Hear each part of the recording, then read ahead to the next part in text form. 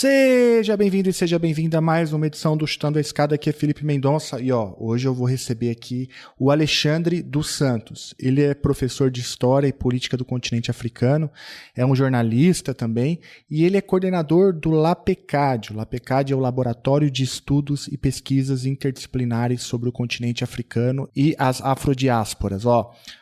Lição de casa, pare tudo, siga o LAPECAD no Instagram. Tem muito conteúdo lá sobre política do continente africano.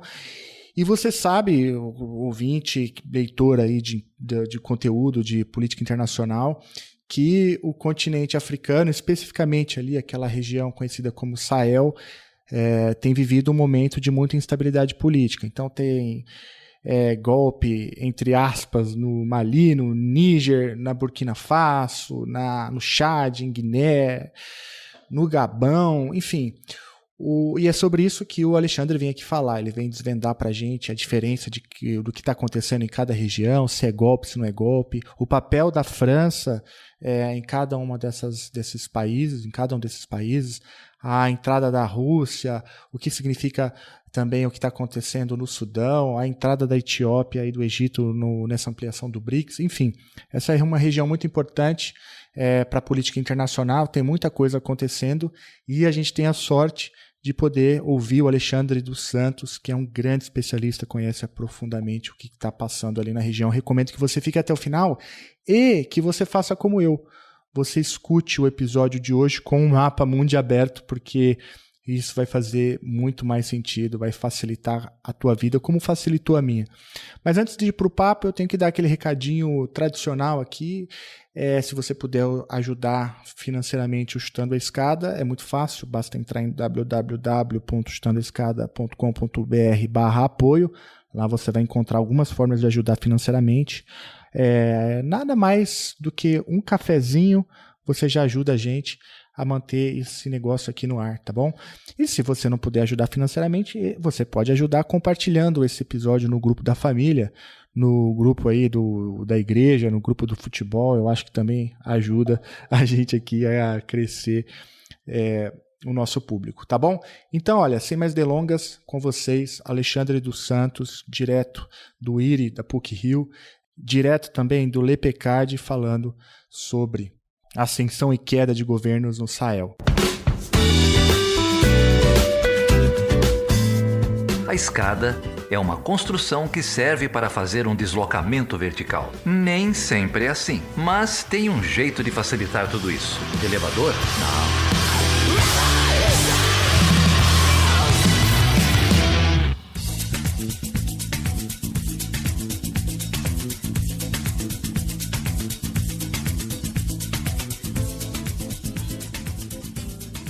Bom, eu tenho a alegria de ter aqui novamente no Chutando a Escada o Alexandre dos Santos. Para quem é antigo aqui no Chutando a Escada já sabe quem é o Alexandre. O Alexandre já esteve aqui, é um grande especialista em assuntos relacionados ao continente africano, à política do continente africano principalmente, mas eu sei que também sabe muito de literatura, sabe muito de música também, que eu sigo o teu conteúdo nas redes sociais, eu leio o que você escreve.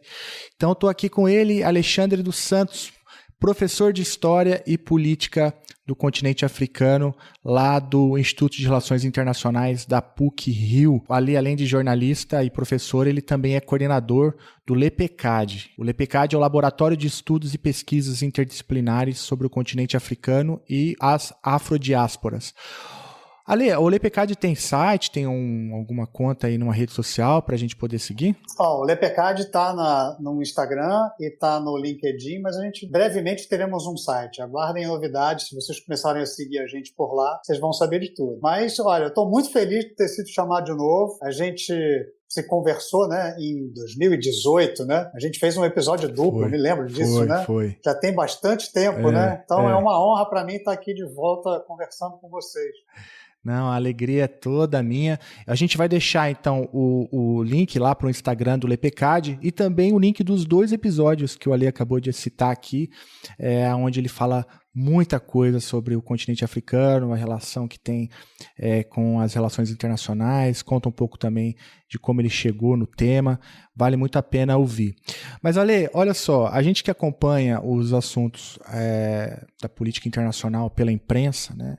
Inclusive a gente conversou sobre isso já, como que a imprensa nacional cobre ainda de maneira muito precária, né? Política africana, mas a gente se deparou de 2021 para cá com uma quantidade aí razoável de notícias, né, relacionadas a golpes ou tentativa de golpes no continente africano. A gente estava aqui, antes de gravar, contando aqui quantos foram, então são 5, dependendo da conta 6, dependendo do que inclui, pode chegar até 7. Mas eu queria primeiro te pedir aí um panorama geral para a gente entender o que está acontecendo, né?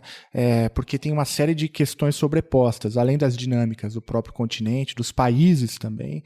Tem também interesses estrangeiros em jogo ali e atuação de potências estrangeiras, a França, da Rússia, a China às vezes aparece também. Enfim, para a gente se aproximar do tema e começar a enquadrar ali o que está acontecendo, se você pudesse fazer um panorama geral sobre o que aconteceu de 21 para cá, que permitiu essa onda de tomadas de poder no continente, seria bem legal, talvez a gente começar por aí. Acho ótimo.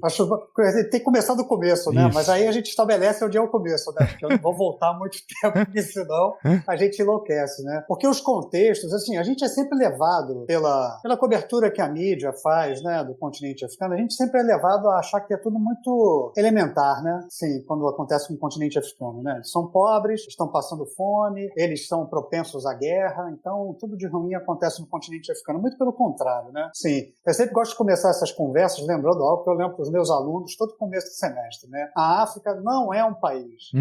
Tem 54 países no continente africano e até esses golpes que estão acontecendo lá nos últimos 3 anos, cada um deles tem um contexto completamente diferente. Então, você não pode... Sim, claro que existem paralelos que a gente consegue fazer, mas cada um deles tem uma dinâmica completamente diferente um do outro, né? Até por causa dos seus passados, né? Das experiências coloniais que tiveram, do momento em que a França se retirou de vários deles, né? Sim, dos golpes que aconteceram de 2020 para cá, a gente teve...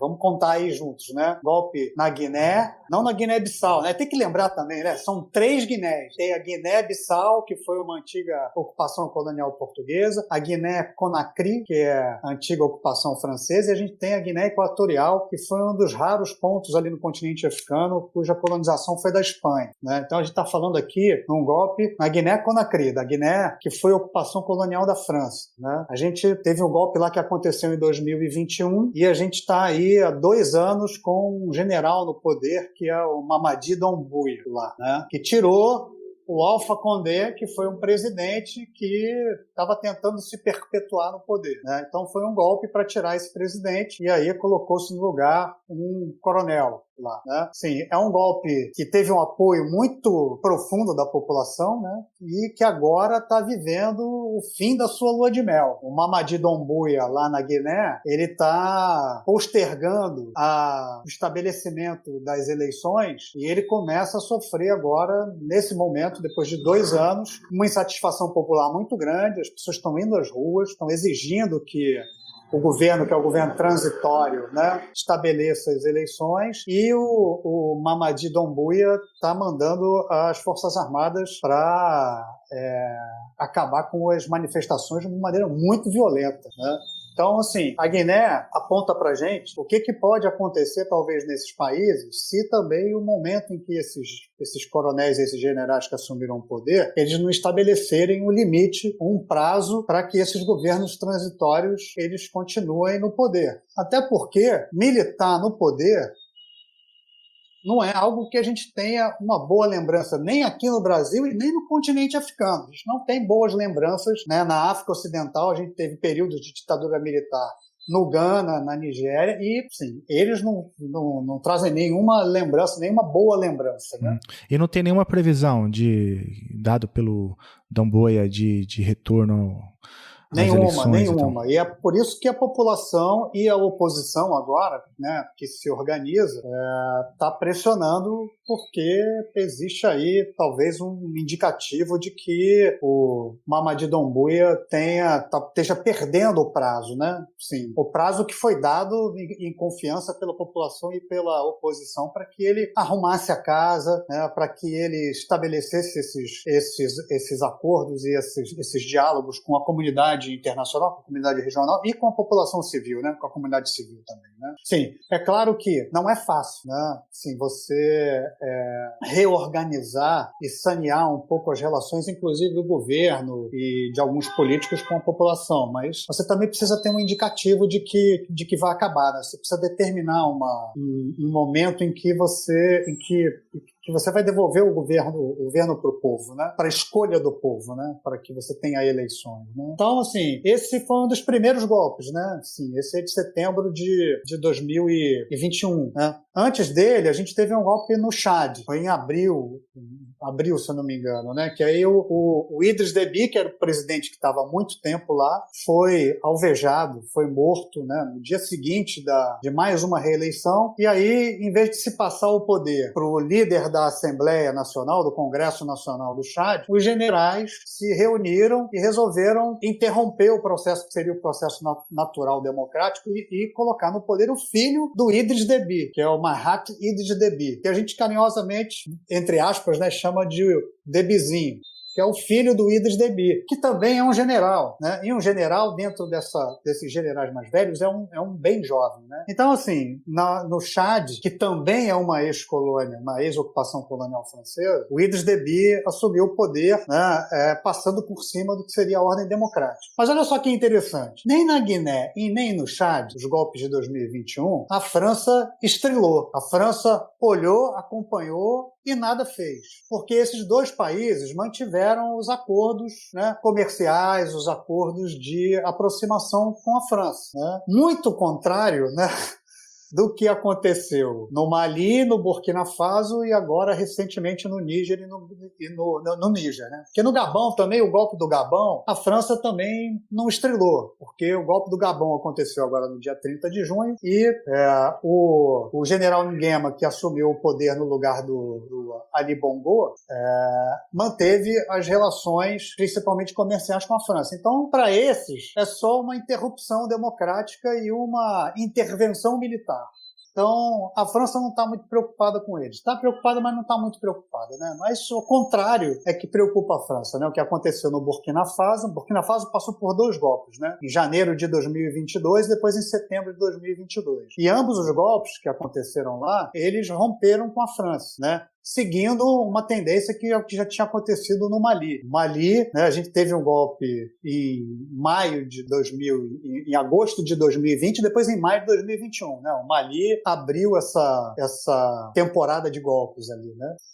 E tanto o sujeito que está, né, o presidente, né, que é o Ibrahim Traoré, que assumiu em setembro do ano passado, né, depois de um golpe que tirou o outro militar que estava no poder, quanto o Assimi Goïta, que é quem assumiu o poder em maio de 2021, eles romperam com a França e, ao romper com a França chamou não de intervenção militar, mas de golpe, né? E aí seguindo esses sujeitos, a gente teve o golpe no Níger, que foi no dia 26 de julho de 2023.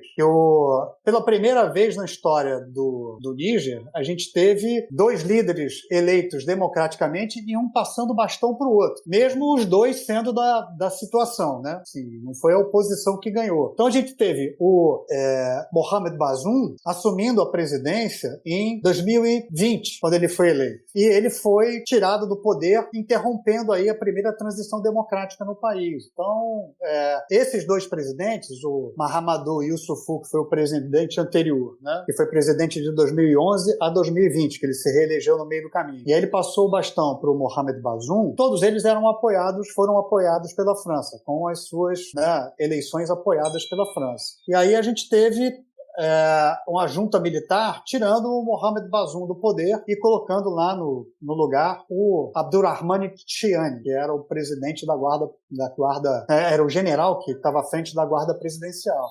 Então, olha que interessante. O Ocidente, através da França, o ex-ocupante colonial, nos golpes, né, no Chad, na Guiné e no Gabão, não chamou de golpe, chamou de intervenção militar, porque os interesses da França não foram colocados em xeque, né? E esses países não romperam com a França. Mas no Burkina, no Mali e no Níger, eles estão sendo chamados de golpe, né?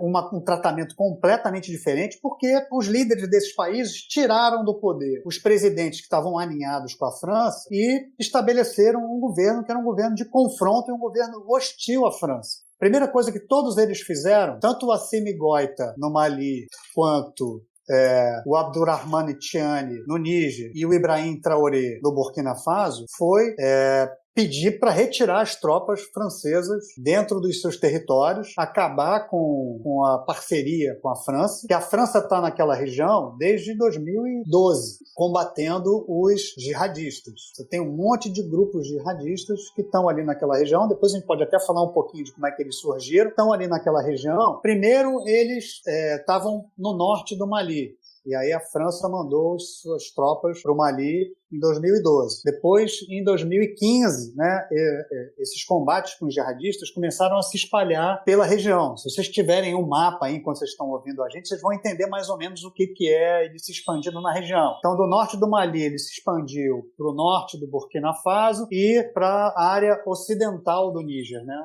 para o ocidente do Níger, né? Então, as tropas francesas entraram nesses países e as forças armadas desses países tiveram que se sujeitar a uma certa liderança da França, a França liderando esses generais não tendo muita autonomia para agir, porque a França estando presente, era a França que liderava essas ações. E o que aconteceu foi que nesses três países, no Mali, no Burkina Faso e no Níger, há um cansaço. E aconteceu um cansaço da população e das Forças Armadas com a não efetividade das ações militares, porque elas combatiam os jihadistas, mas eles tinham algumas vitórias e depois começaram a ter várias derrotas e identificaram lá que a França estava muito mais preocupada em salvaguardar os seus interesses, que eram os seus interesses comerciais, porque a França tem interesses comerciais, principalmente na extração de minérios nesses três países, no Mali, no Burkina e no Níger, do que realmente, efetivamente, né, debelar ou colocar suas tropas em risco combatendo os jihadistas. Então, tudo isso virou um grande caldo, né, que se tornou um ressentimento muito grande e que propiciou que as Forças Armadas nesses três países, no Mali, no Burkina Faso e no Níger, tirassem os presidentes democraticamente eleitos do poder, apoiados pela França,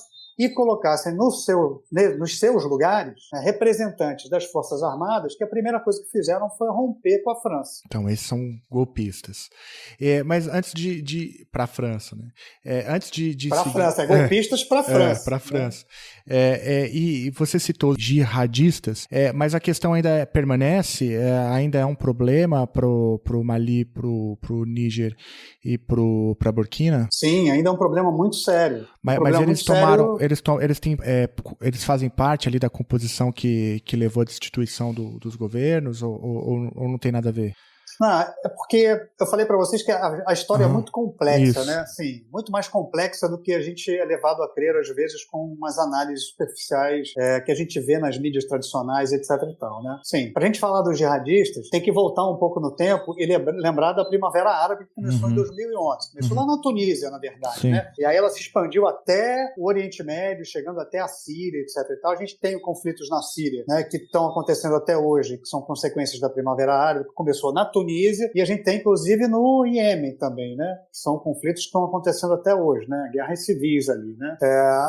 Uma das consequências da Primavera Árabe foi a queda de alguns ditadores no norte do continente africano. Primeiro na Tunísia. O Ben Ali caiu e aí você teve uma transição para a democracia, certo? Democracia que hoje está também abalada com o atual presidente lá da Tunísia. Você teve a queda do Hosni Mubarak no Egito, em 2011, né? E aí você teve um momento de fragilidade e de indefinição do que ia acontecer ali no Egito. E aí você teve a eleição democrática, né, de um representante da Irmandade Muçulmana, que começou a usar, né, das suas prerrogativas no no cargo para começar a desmontar, né, vários estados de bem-estar que eram seculares dentro do Estado egípcio, e aí a gente teve um golpe que colocou o atual presidente do Egito, o Sisi, no poder. Né? E a gente teve a derrubada do Gaddafi na Líbia. Só que na Líbia, o que aconteceu foi que, com a derrubada do Gaddafi, você teve um vácuo de poder e o Gaddafi era uma liderança, por mais ditatorial que ele tenha sido, ele conseguiu unir o país. O país era unido. Então, quando o Gaddafi foi derrubado e você não teve ninguém que foi formado para ocupar o lugar do Gaddafi, a Líbia se dividiu. A Líbia hoje está dividida entre um governo que controla um pedacinho de Trípoli, que é a capital, que está do lado ocidental, né, da Líbia. Se vocês forem olhar um mapa, tiverem um mapa, conseguirem abrir um mapa, vocês vão ver Trípoli, um pedacinho lá perto da fronteira com a Tunísia, que é controlada pelo governo, né, que é apoiado pela ONU e pelo Ocidente, e você tem o resto do país que é controlado pelas forças nacionais da Líbia, que é uma liderança não reconhecida. E você tem algumas forças também no sul da Líbia que também não são reconhecidas. Né? Só que quando o Gaddafi foi derrubado, quando o Gaddafi foi assassinado, né, a primeira grande instituição da Líbia que se desfez foram as Forças Armadas. E aí as Forças Armadas eram montadas com vários grupos étnicos da região e de outras regiões do continente africano, não só do norte do continente africano. Então houve uma evasão de grupos étnicos e de armas. Armas, né, modernas, que eram armas que faziam parte das Forças Armadas da Líbia. E entre eles um grupo Tuareg que migrou para o norte do Mali no final de 2010 e estabeleceu ali uma região que era uma região autônoma, né, que era a República de Azawad, que eles chamavam. Então ali, no norte do Mali, quando os Tuaregs armados e organizados estabeleceram ali que o norte do Mali ia se tornar independente, eles atraíram a atenção da Al-Qaeda do Magrebe Islâmico. Olha, falei para vocês que é complexo, tá vendo? Mas ó, vamos tentar conversar de um jeito que dê para entender. Não, eu tô acompanhando. A Al-Qaeda do Magrebe Islâmico já estava atuando ali naquela região, só que de uma maneira um pouco mais, não diria tímida, mas um pouco mais fraco, né? E isso chamou a atenção da Al-Qaeda do Magrebe Islâmico. E a Al-Qaeda do Magrebe Islâmico começou a cooptar vários desses grupos que estavam desorganizados e descentralizados, com armas, etc. E tal, começou a cooptar para eles. E começou também a trazer para dentro das suas fileiras parte desse grupo Tuareg que tinha autoproclamado o norte do Mali como independente. Durante esses anos, 2012, 2013, 2014, a gente teve o aparecimento do Estado Islâmico lá na Síria. E a gente teve, assim, uma explosão, assim, do Estado Islâmico como um grande grupo, inclusive rival da Al-Qaeda, né, como um grande grupo extremista, jihadista, que estava tentando impor um grande califado. E, obviamente, que o Estado Islâmico conquistou correligionários ali naquela região do Sahel, que a gente chama, né? Que é a parte de transição, onde termina o Saara e começa nas savanas, né? Então, se a gente for fazer um recorte da região do Sahel, o Sahel vem da Mauritânia até a Eritreia. Então, assim, é uma faixa enorme, que ela risca o continente africano do Atlântico até o Mar Vermelho, até do outro lado, né? Eu sei que vocês estão com o mapa aí olhando, né? Então na África Ocidental, começou-se uma disputa entre a Al-Qaeda e o Estado Islâmico por cooptar esses pequenos grupos armados que se instalaram na região. E eles começaram a pipocar, assim, e muitos grupos começaram a pipocar porque também existe uma explicação econômica e uma explicação ambiental. A região do Magrebe, há pelo menos 20 anos, vive uma expansão, né, da desertificação ali. O Saara está avançando para áreas que eram áreas que antes as populações tinham como áreas agrícolas. E também vem, sim, com a estiagem, com a seca levando mais tempo e as monções, né, os períodos de chuva estando cada vez menores, você tem uma emergência de água ali, né? Você tem pouca água agora, cada vez menos água nos reservatórios, que são os reservatórios naturais e artificiais. Então você começa a ter uma crise, que é uma crise ambiental, climática, se tornando uma emergência alimentar. E os governos não estavam conseguindo, por questões internas e de corrupção, e de desvio de dinheiro, e de pouca atenção para as áreas, que são as áreas mais ao norte, que são áreas muito pequenas, onde onde as populações estão mais esparçadas e que não rendem tantos votos assim, quanto as áreas em que você tem maior acúmulo de pessoas, essas regiões eram regiões muito relegadas por esses governos, né? Tanto do Mali, quanto do Burkina, quanto do Níger, quanto do Chad, né? Então, essa juventude e essa população que era desassistida pelos governos centrais, é que foram cooptadas facilmente, principalmente os jovens sem perspectiva, foram cooptados por esses grupos jihadistas. Então, entre 2012 e 2015, 2016, 2017, esses grupos se expandiram com uma velocidade muito grande, e muitos deles, muitos grupos diferentes. Que aí começou a chegar muitas armas, muitas munições, porque tanto o Estado Islâmico quanto a Al-Qaeda do Maghreb Islâmico tem ali canais de YouTube, redes sociais, redes na Deep Web,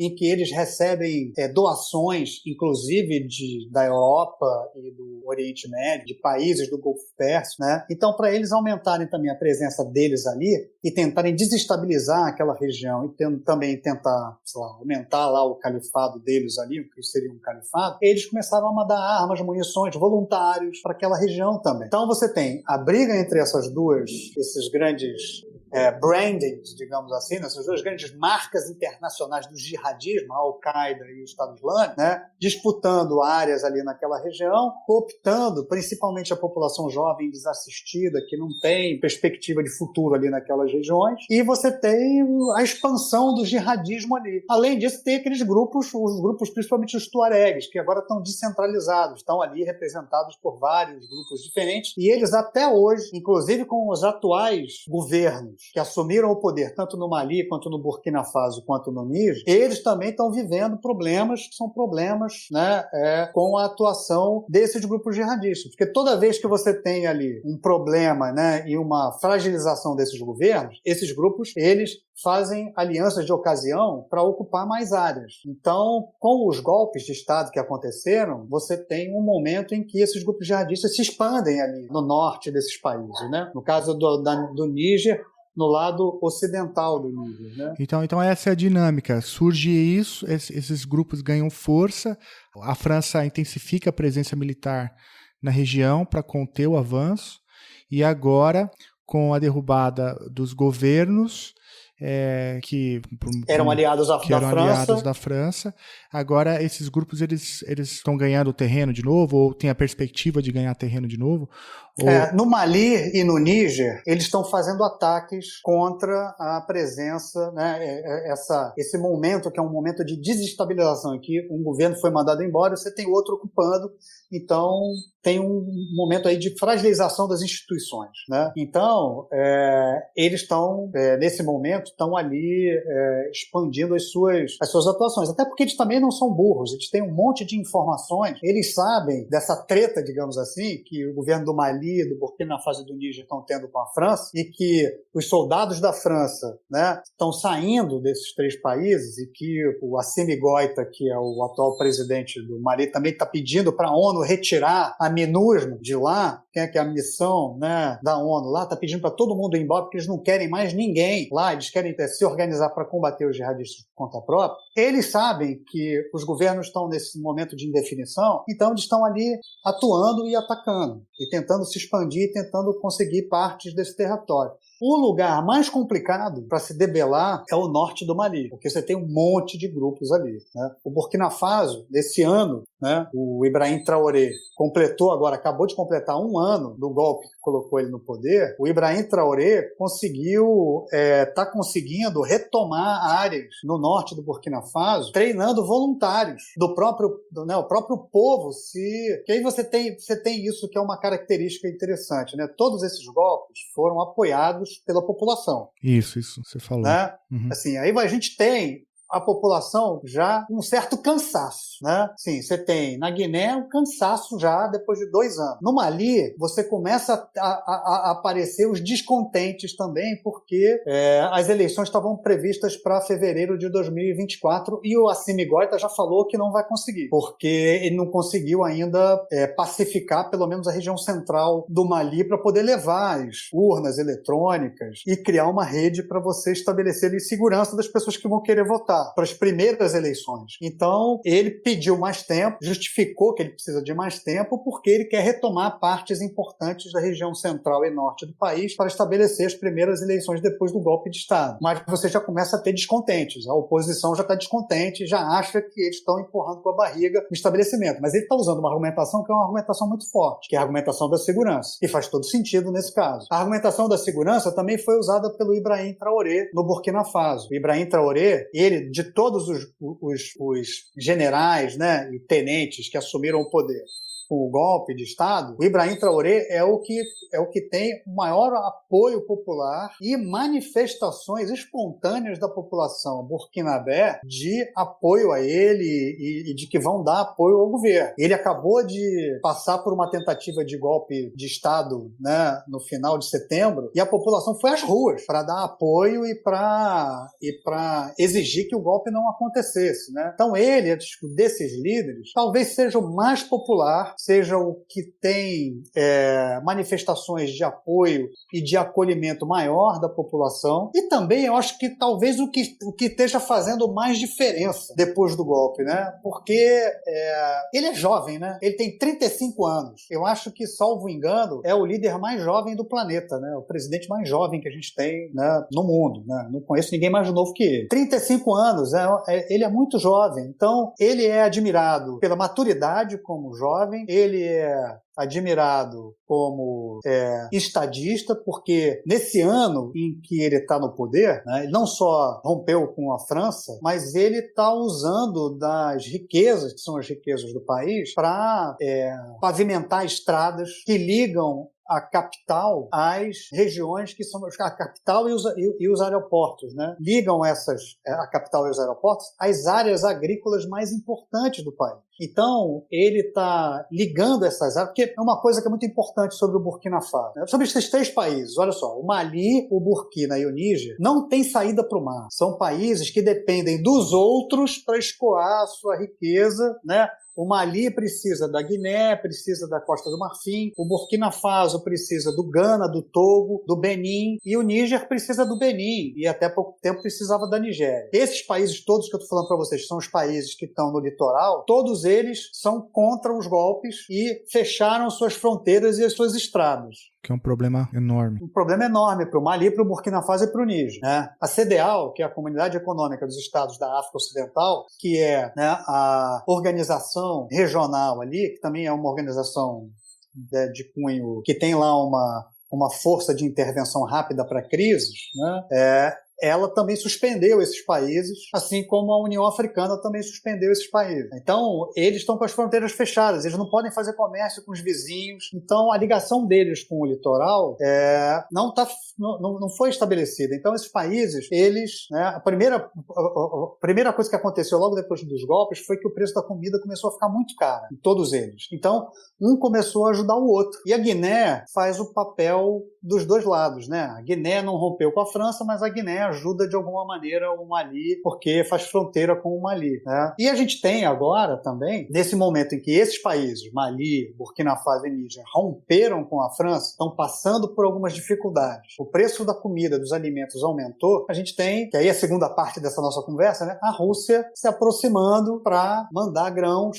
para esses países, se aproximando para dar apoio não só militar, mas também apoio logístico, mandando grãos para esses países, perdoando as dívidas que esses países têm com a Rússia. Então, ao mesmo tempo em que a França vai perdendo prestígio de maneira galopante, não existe um vácuo aí para ser ocupado, né? Enquanto um está perdendo prestígio, a Rússia está chegando, né? E a Rússia chega com o Wagner Group junto, né? A Rússia não chega dissociada do Wagner, né? O Putin e o Prigozhin tiveram suas tretas lá, né, na Ucrânia, mas aqui no continente africano, um não chega sem o outro.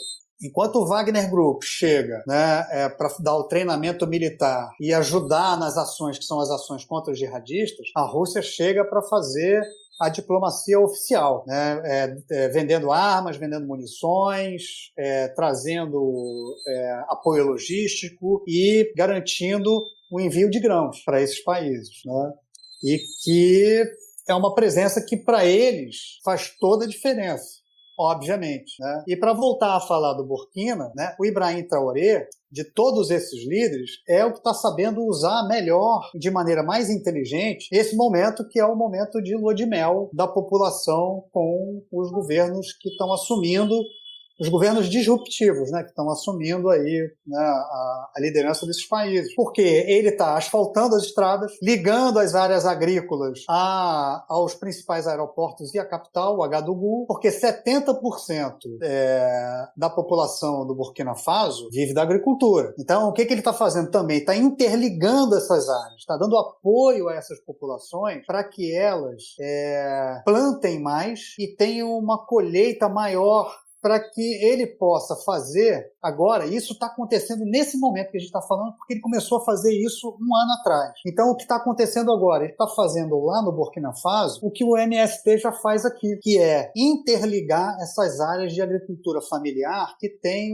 uma sobra na sua colheita, fazendo com que eles troquem entre si, façam com que esses mercados sejam complementares e que vendam para a capital, porque a capital as áreas urbanas, principalmente a capital, né? Então, e garantindo também a merenda escolar. O que ele fez nesse um ano? Aumentou o salário dos professores, chamou os professores e as associações de professores para mudar o currículo escolar, porque tem uma herança, que é uma herança das relações da França com todos esses países que foram ex-ocupações coloniais francesas, e todos eles fazem parte de um grande guarda-chuva chamado France-Afrique. Os franceses chamam de France-Afrique. Quando esses países se tornaram independentes, menos a Guiné bateu de frente com De Gaulle e aí tomou vida própria, né? Mas todos esses países ganharam a independência através de um acordo em que a França entregou o poder a uma elite, que era uma elite política, principalmente, né, líderes que já eram deputados que representavam as suas regiões no parlamento francês. Então, a França deu a independência, a autonomia política e diplomática, mas as relações culturais, por causa da língua, as relações educacionais e as relações de segurança militares e principalmente financeiras ainda continuaram tendo a França com uma presença muito grande. A França manteve ainda, né, a manutenção dos currículos escolares, que eram os currículos escolares totalmente ocidentalizados, sabe? Manteve ainda o controle financeiro sobre as riquezas desses países. Metade, né, do que seria a liquidez dessas economias precisa estar depositado no Banco Central francês. Então, isso sim, até hoje isso é assim, né? Então, para vocês verem que a França, ao contrário de todos os outros ocupantes coloniais, a França ainda mantinha essas relações, esses laços ainda muito profundos ainda com esses países, né? E o Burkina Faso rompeu, assim como o Mali e o Níger, romperam com esses laços, né? Principalmente esses laços que ligavam eles à France-Afrique, né? E ainda falando do Burkina, ele vai... como que está a promessa para a retomada aí do controle civil do poder? Tem uma previsão? Porque você está falando que ele está nadando meio que de braçada. Claro, as condições não são ideais, mas tem tentado fazer um trabalho ali razoável, dadas as condições. Mas tem previsão de eleição? Ele já deixou claro, né? Ele acabou, sim, ele está fazendo um ano, ele completou um ano de governo, né? No final de setembro, início de outubro, né? Que o golpe foi em setembro, e aí ele assumiu oficialmente no iniciozinho de outubro. Então, em outubro agora de 2023, ele fez um ano à frente e ele conta com o apoio da população em massa, e ele mesmo já falou, olha, antes de estabelecer um cronograma para as primeiras eleições, a gente precisa retomar o país. 50% do país, né, que é a metade para o norte do país, estava tomada pelos extremistas. E agora ele está retomando, junto com os voluntários que ele está treinando, os voluntários que são as populações locais, né, que perderam suas casas, tiveram que migrar correndo, largaram suas casas, seus filhos, etc. e tal, e que estavam totalmente desassistidos, agora estão sendo assistidos pelo governo. E estão sendo treinados pelas Forças Armadas e, claro, que eles não vão para frente, né, das tropas, né? Eles fazem uma espécie de retaguarda, né, porque só os militares mesmo de carreira que estão à frente. Então, eles estão ajudando a retomar muitas áreas, né? Já retomaram a região central praticamente toda e estão rumando para o norte do país, né? Então essa é a grande questão ali dele, né? Sim, ele está tomando atitudes concretas que a população está vendo reverter para si. Você vê, ele pegou um dinheiro, que era o dinheiro que ele deveria enviar para a França, e ele investiu na abertura de uma fábrica que produz extrato de tomate, porque o Burkina exportava tomate. E agora eles estão fazendo extrato de tomate. E a ideia é que o governo seja dono de 50% da indústria, né, da indústria, e os trabalhadores, claro que elegem alguém que vai ser, né, alguém que é a liderança e que vai ser o CEO da empresa, eles dividem entre si os outros 50%. Né? Assim, eu não sei muito bem como é que isso funciona, mas isso já é uma grande diferença. Né? Ou como vão funcionar em outras questões, mas isso faz toda a diferença. Né? A mudança do currículo escolar, que ele está discutindo com os professores e associação de docentes, de professores e de diretores de escola, já está sendo colocado em prática. Ele está há 1 ano conversando, né, sobre a mudança de currículo para africanizar o currículo, para falar dos heróis, que são os heróis nacionais, etc. e tal, né? Ele já fez uma grande mudança, que é uma mudança que para nós pode ser uma mudança só, assim, é uma mudança, uma maquiagem, mas que para eles tem um impacto muito grande, porque ele mudou o uniforme escolar das crianças e dos adolescentes. Não, é muito Eles não usam mais uniformes que são comprados da França. Eles usam uniformes fabricados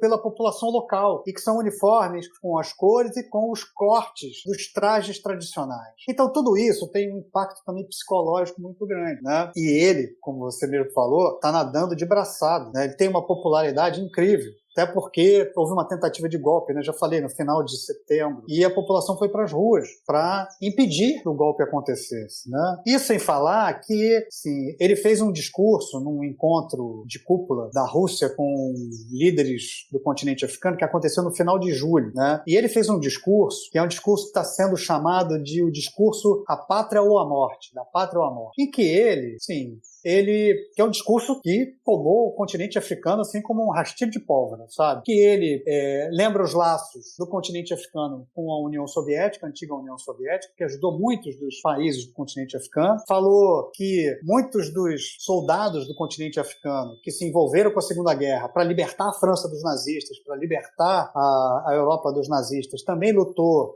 em algumas frentes junto com os soldados soviéticos, e que todos eles foram vilipendiados pelos livros de história. Ninguém fala da coragem dos soldados africanos, né? Senegaleses, burquineses, malineses, guineanos, né? Que foram para lá, né?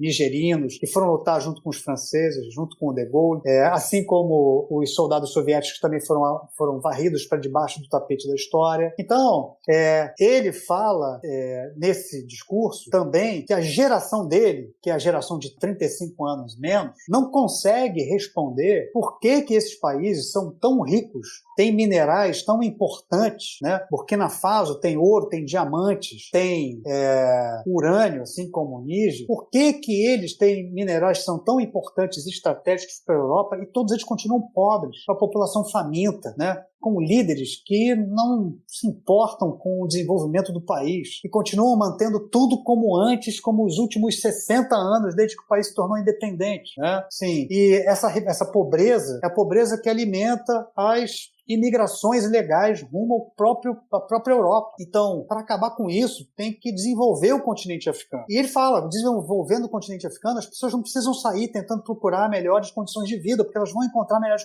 condições de vida nos seus países. E ele fala que a França e o Ocidente, mas ele nomeia a França, é um país egoísta, porque em nome dos seus próprios interesses manda os seus militares para lutar contra o jihadismo, mas não tem avanço nenhum, porque eles só, nas palavras do Ibrahim Traoré, eles só se preocupam com as áreas que são de interesse da exploração da França. Ele fala que a França, desde a Guerra Fria, desde as independências, mantém os presidentes, mantém golpes de Estado, presidentes também são golpistas, mantiveram presidentes que foram golpistas, que não fizeram nenhum bem para o país. E aí ele cita nominalmente o Thomas Sankara, que foi o presidente que fez uma grande mudança, inclusive psicologicamente, que ficou no poder entre 84 e 87, e que foi derrubado, foi morto com os beneplácitos da diplomacia francesa, né? E um ditador que ficou no país, né, à frente do país até 2014, foi o Blaise Compaoré, que era amigo do Sankara, matou o Sankara com o apoio da França e ficou no poder de 87 a 2014. Não trouxe nenhum benefício para o país, etc. E tal. Então ele evoca no discurso dele lá nesse encontro de cúpula da Rússia com os líderes do continente africano, ele evoca o Thomas Sankara. Ele diz que o povo decidiu ajudá-los a vencer o terrorismo, né? Eles estão lutando também contra os imperialistas e a França chama os voluntários de milicianos, mas quando o povo se une ao governo para lutar a favor da pátria, se fosse na Europa eles seriam chamados de patriotas, mas a França chama os voluntários de milicianos, que estão ajudando o governo a combater os jihadistas, que ele acusa os franceses de não ter combatido com a mesma vontade, né? E ele diz que todos os outros, esses outros líderes do continente africano são todos marionetes e diz que isso é vergonhoso, né? E ele mete o pau mesmo, sabe? Ele não cita nominalmente porque ele diz, olha, eu sou o mais novo, então eu tenho que prestar uma reverência a vocês que são mais velhos, isso é uma coisa da cultura africana, mas muito do que eu vou dizer aqui vai contrariar o que os senhores defendem, etc e tal, mas ele mete o dedo na ferida como nenhum outro. E quando ele voltou, porque esse discurso ele fez no final de julho. Quando ele voltou, as pessoas foram espontaneamente para a rua para ovacionar. Então, assim, desses militares que tomaram o poder e que a França chama uns de interventores e chama outros de golpistas, principalmente aqueles que estão, né, desafiando, né, a França, que estão expulsando a França dos seus territórios, esses sim são os golpistas. De todos eles, o Ibrahim Traoré é o que está nadando de braçada em termos de popularidade. O que vai acontecer? Não sei. Ele já deu o recado de que ele só pode estabelecer as eleições quando ele conseguir minimamente melhorar as condições de segurança do país. Mas enquanto ele está lidando com as questões de segurança, ele também está dando uma resposta para a população. Ele fez uma coisa que ele manteve o salário dele como tenente-coronel. Ele não quer um aumento de salário porque ele agora é presidente. Ele falou, não, esse dinheiro é o dinheiro que dá para eu sobreviver, eu não preciso de mais do que isso, até porque eu tenho a prerrogativa de ser presidente, tenho uma série de benesses e de privilégios, eu não preciso de aumento de salário. E ele estabeleceu que quem está com ele também não precisa de aumento. Ele trouxe um cara da oposição para ser o primeiro-ministro, para ajudar no governo, né, um civil. Ele está conversando com a população, que são as organizações civis, as ONGs, as organizações civis. Ele está abrindo um diálogo com essas pessoas. Coisa que também no Mali, no Níger e no Gabão, esses militares que estão no poder estão fazendo, né? Então, assim, o que vai acontecer? Esses caras vão sobreviver? Não sei, porque você tem também um período em que, se você não der respostas para a população vai começar a te questionar. A população quer mudança. E os jovens, porque muitas das populações desses países todos são jovens. E é essa juventude que se conversa pelas redes sociais, que sabe tudo o que está acontecendo por causa da internet, são esses jovens que dão apoio e influenciam, inclusive, dentro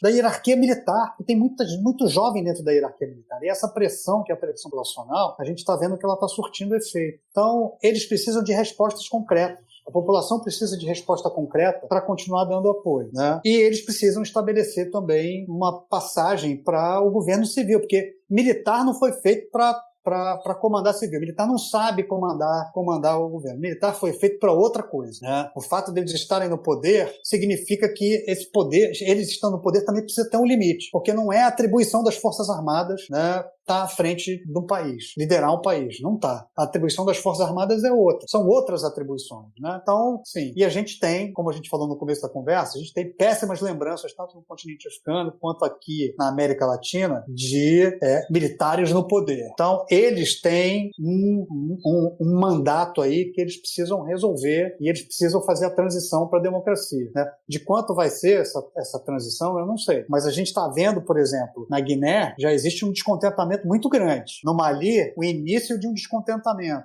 mas ainda há uma confiança no governo. E no Burkina, no Níger, no Gabão, o povo está convencido de que o governo tem uma gordura para queimar e uma margem de manobra para dar respostas ao que a população entende como uma possibilidade de melhoria e de desenvolvimento para os seus países. O Chutando a Escada conta com apoio financeiro dos seus ouvintes. Para saber mais, acesse chutandoaescada.com.br/apoio.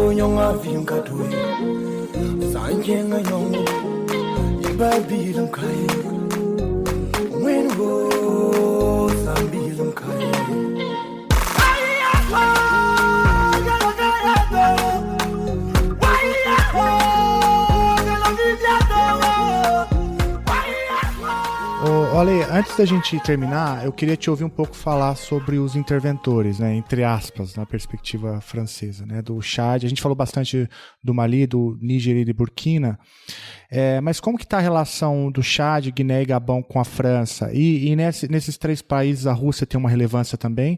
Ou ou não, fica ali concentrado nessa primeira região? A Rússia vem aumentando a sua influência de maneira muito grande na região e em menor e maior grau em alguns países ali. No Chad, por exemplo, sim, a França apoiou, inclusive, o golpe para colocar o Débyzinho no poder. O filho do Idriss Déby, né, solapando ali o que seria constitucionalmente a regra de sucessão. E tem tropas francesas lá? Tem tropas francesas porque no Chad você tem... em todos esses países do Sahel, você tem bases francesas. Né?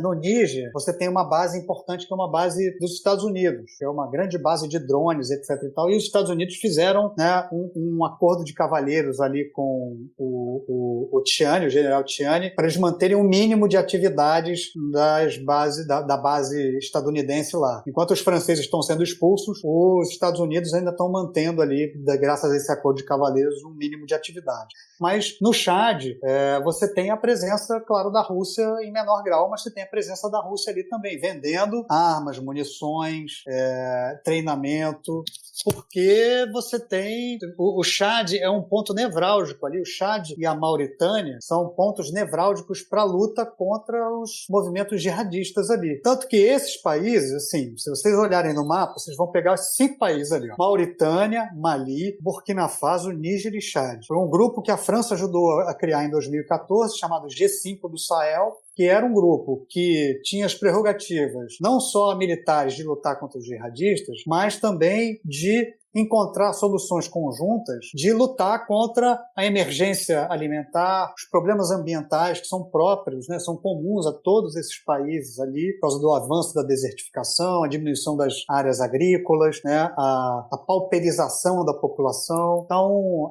a França apostava muito nesse grupo e a sede é em Nouakchott, que é a capital da Mauritânia, mas tinha o Chad como a liderança das ações que eram principalmente as ações militares. Então, a França tem ainda uma influência muito grande no Chad, né?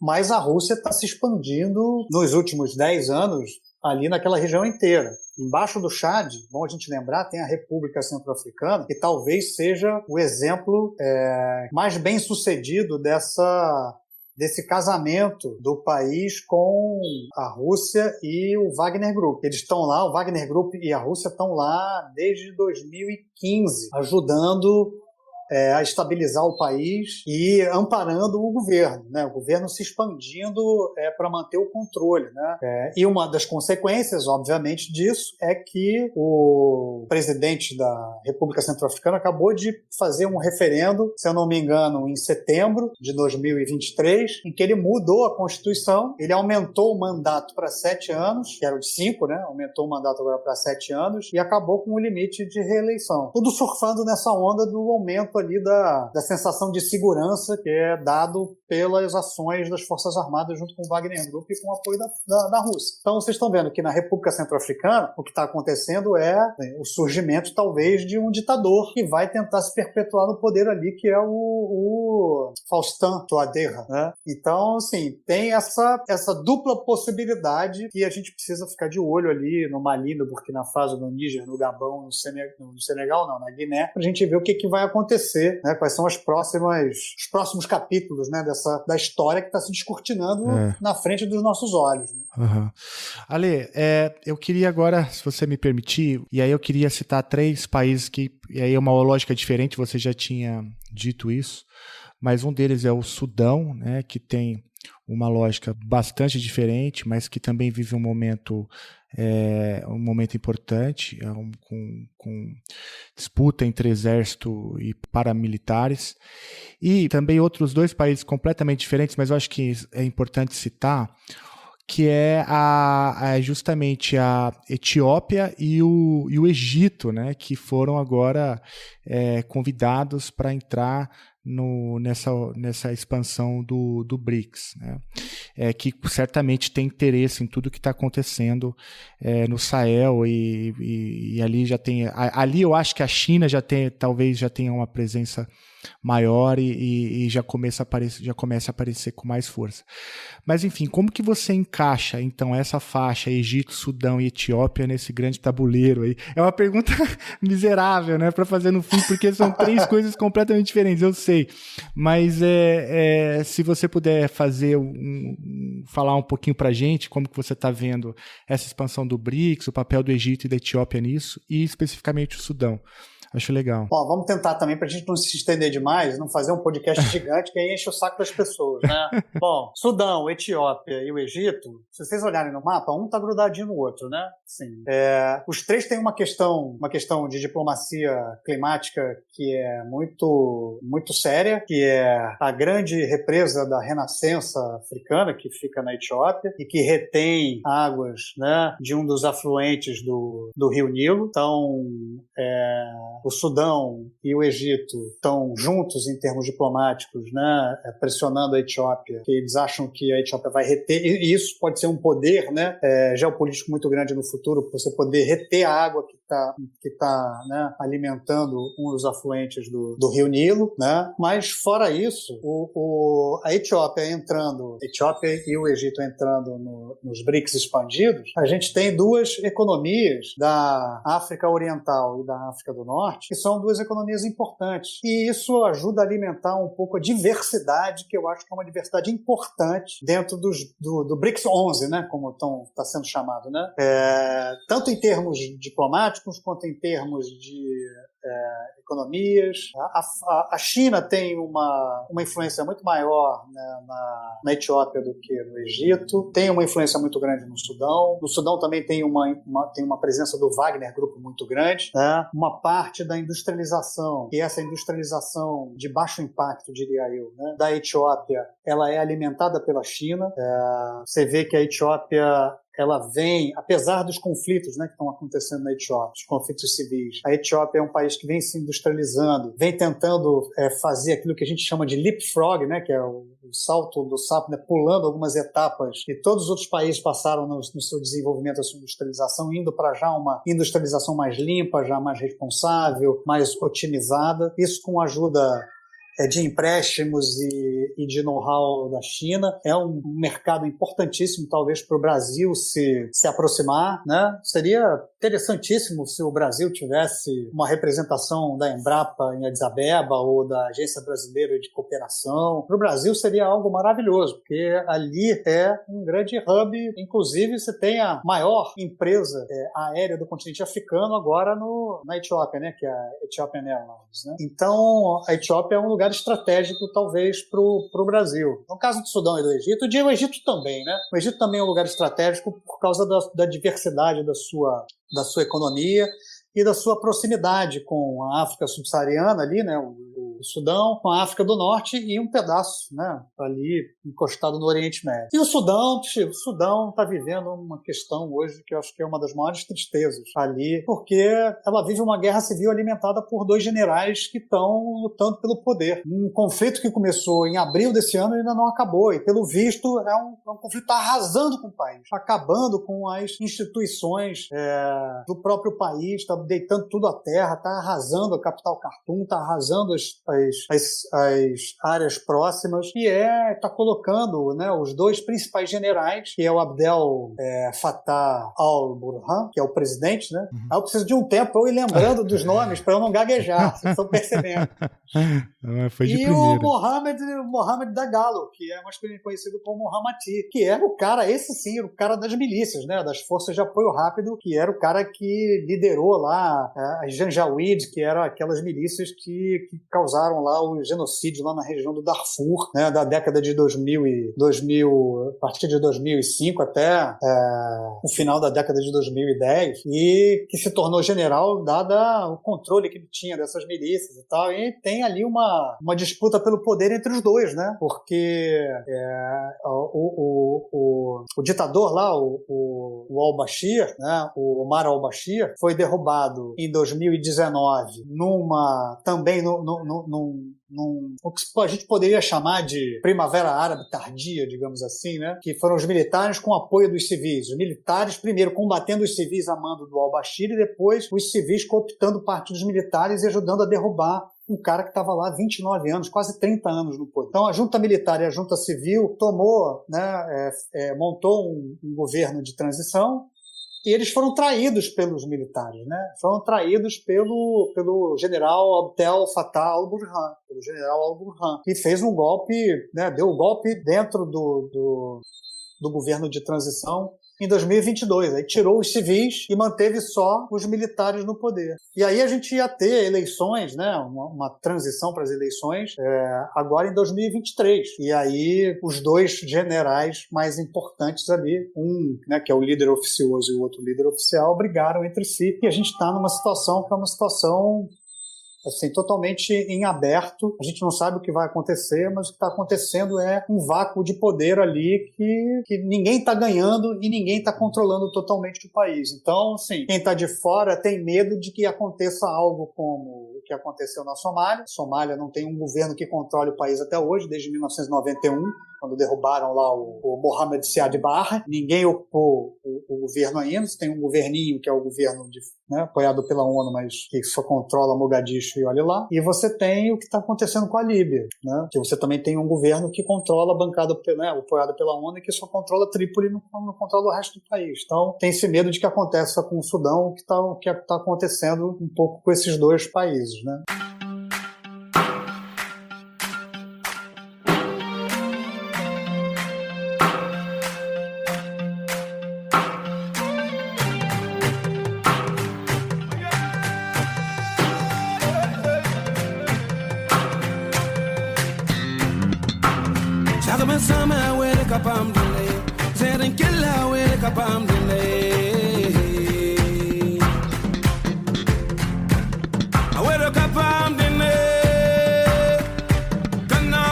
Ale, ó, não é à toa que na tua primeira passagem aqui a gente teve que fazer em 2 episódios, né? Eu não tô satisfeito em terminar essa conversa aqui, mas eu vou te liberar, mas você vai ter que voltar. É muito papo, né? É muita treta pra gente conversar é muita treta.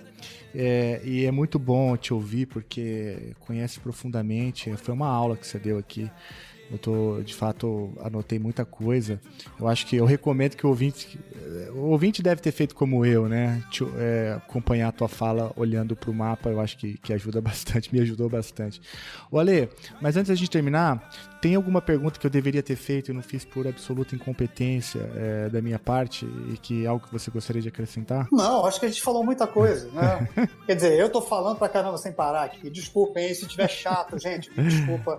Eu tô tentando explicar da maneira que seja fácil para todo mundo entender. Inclusive para mim, enquanto eu tô falando, é bom que enquanto eu falo eu vou entender melhor, né? Também a situação lá, colocando as ideias na cabeça aqui, né? Não, mas espero que não tenha sido confuso para vocês, né? Não, ficou bem claro. Você foi muito didático. Ale, então, cara, eu queria mais uma vez te agradecer imensamente. Você vai ter que voltar aqui. Espero que para tratar de temas melhores, né? E não tanta instabilidade no Sahel inteiro, de ponta a ponta praticamente, né? Tem questões e preocupações, pontos de tensão. Eu acho que a sua fala deixou isso muito claro. E depois você volta para a gente falar de outros temas também ainda relacionados ao continente, ou a países específicos, ou experiências específicas que você tem aí para compartilhar com a gente. E eu não poderia encerrar sem antes agradecer a contribuição, a paciência também do Theo, grande Theo, flamenguista, infelizmente, filho do Ale, que permitiu que você tivesse aqui em plena sexta-feira até essa hora, num dia de comemoração, né? Para falar com a gente aqui no Chutando a Escada sobre esses assuntos todos. Ale, obrigado, cara. Tô muito feliz mesmo de ter a oportunidade de falar com você mais uma vez. E espero te conhecer pessoalmente em breve, hein? Eu tentei uma certa vez, não deu, mas vou tentar de novo. A gente tá se devendo, né, Felipe? A gente tá se devendo. Até para eu poder visitar meu amigo Geraldo, que tem muito tempo que eu não vejo. Né? Mas olha só, eu é que fico muito feliz com o convite. É sempre bom falar sobre África, mesmo que, né, por questões que não são nem tão muito boas, mas é sempre bom deixar claro que a África é muito complexa. A África não é um país, a gente costuma olhar para a África e achar que é uma coisa só. Não existe essa coisa chamada o africano, isso não existe, né? Assim, e a gente deixar bem claro de que assim, a África é um lugar rico, é um lugar que, né, de riqueza, de povos interessantíssimos e de uma complexidade enorme, e mesmo quando a gente está comentando sobre questões que são questões que não são muito boas, a gente entende um pouco a complexidade do continente africano. Então, a oportunidade de deixar isso claro e de alimentar um pouco de curiosidade sobre as pessoas, espero que vocês tenham aberto o mapa, né? Porque, assim, a gente tem pouca intimidade com o mapa do continente africano, então é sempre bom a gente conversar olhando o mapa, né? Que a gente consegue entender melhor um pouco, né? Então, assim, alimentar um pouco a curiosidade sobre as questões, né, do continente africano e aquilo que talvez indiretamente, né, possam nos interessar ou nos tocar, é sempre bom, é sempre interessante. Então eu agradeço demais essa oportunidade de estar aqui falando com vocês. Não, agradeço. Então o ouvinte tem duas tarefas. A primeira é entrar no Instagram do laboratório, que é o LAPECAD, e a segunda tarefa é entrar no Instagram do Ale, que tem muita indicação lá. Eu te sigo e já recomendo de cara que você entre no Instagram, tem muito conteúdo. O Ale produz muito conteúdo de África, indicação de leitura, clube de leitura. Enfim, é uma máquina. Vale muito a pena.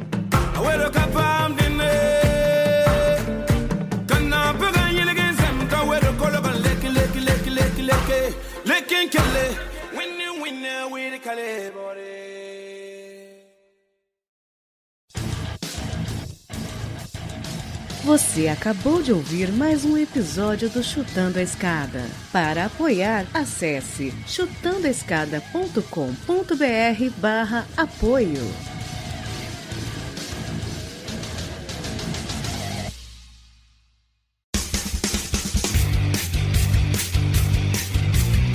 Cortes, edição de podcast.